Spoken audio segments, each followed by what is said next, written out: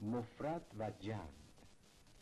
حیوانات، تجربیات، سبزیجات، مطالعات.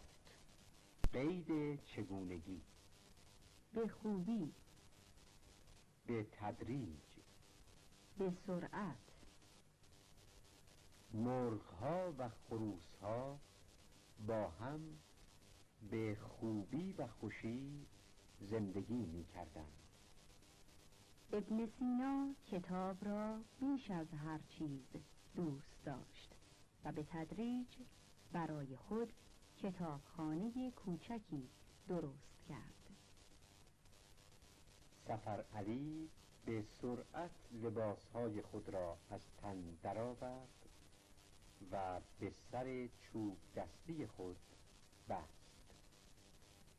صیاد شتابان به سوی درخت می‌دوید.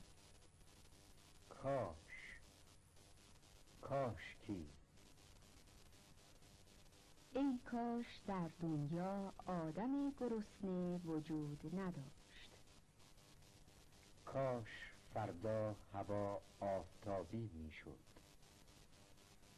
کاشکی همه پرنده های اسیر آزاد می شدند. کاش تمام مردم دنیا با سواد بودند.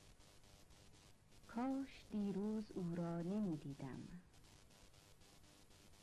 ای کاش زلزله این شهر را خراب نکرده بود.